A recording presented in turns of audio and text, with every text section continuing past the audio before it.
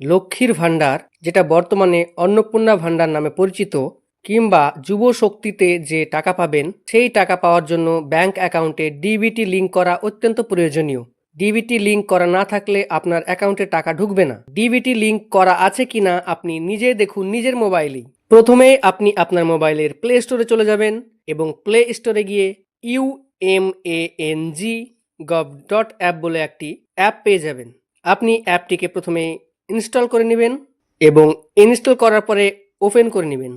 Open করার পরে আপনার যে অ্যাপটি আসবে এই ধরনের, এখানে এগুলো অ্যালাউ করবেন এবং এগুলো বাদ দিবেন।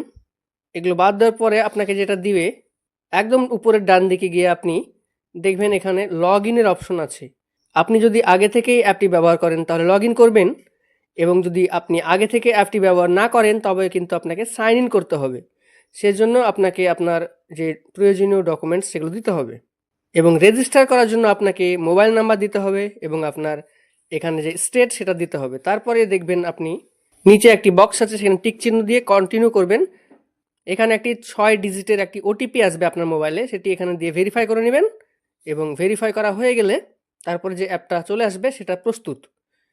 এখন আপনি এম পিন সেট করে নেবেন আপনার পছন্দ মতো 6 ডিজিট দিয়ে, এবং ভেরিফাই করে নেবেন, কনফার্ম করে নেবেন।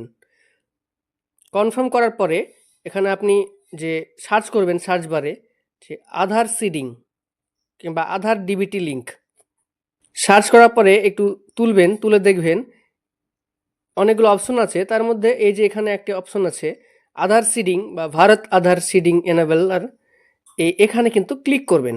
এখানে ক্লিক করার পরেই আপনার ব্যাংক অ্যাকাউন্টের সঙ্গে আধারের সিডিং করা আছে, অর্থাৎ ডিবিটি লিঙ্ক করা আছে কিনা সেটা দেখা যাবে। তার জন্য আপনাকে একটু সময় লাগবে অবশ্যই। তারপর এখানে এই বাম দিকে ওপরে দেখবেন কয়েকটা অপশন দেওয়া আছে, যেখানে লেখা আছে, যে জুম করে নেবেন, আধার ম্যাপেড স্ট্যাটাস, অর্থাৎ আপনার ব্যাংক অ্যাকাউন্টের সঙ্গে আধারের যে স্ট্যাটাস সেটা কি করা আছে।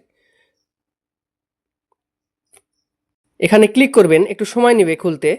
অনেক সময় দেখা যায় সময় লাগবে, কারণ অনেক গ্রাহক যদি একসঙ্গে করে তাহলে সার্ভার একটু ডাউন হয়ে যায়। এবং ডান দিকে গিয়ে এন্টার ইওর আধার, ডান দিকে 12 সংখ্যার যে আধার নাম্বার আপনার সেটা এখানে দিয়ে দিবেন, এবং আধার নাম্বারটা দেওয়ার পর দেখবেন নিচে ক্যাপচা আছে, এবং ক্যাপচাটাকে খুব ভালোভাবে দেখবেন, এবং এখানে ক্যাপচাটাকে সুন্দরভাবে সঠিকভাবে দিয়ে দিবেন। এবং দেওয়ার পরে এখানে বাম দিকে চেক স্ট্যাটাস বলে যেখানে আছে সেখানে ক্লিক করবেন, এবং চেক স্ট্যাটাসে ক্লিক করার পরেই একটু হয়তো সময় নেবে, সময় নেওয়ার পরে আধার ম্যাপেড স্ট্যাটাস দেখিয়ে দেবে। এখানে এসে দেখুন আপনি এই জায়গাটায় যে দেখা আছে mapping status enable for DBT, অর্থাৎ ডিবিটি লিঙ্ক করা আছে এই নাম্বারে, এবং ডিবিটি লিঙ্ক করা যদি না থাকে তাহলে এখানে থাকবে যে ডিবিটি লিঙ্ক করা নেই।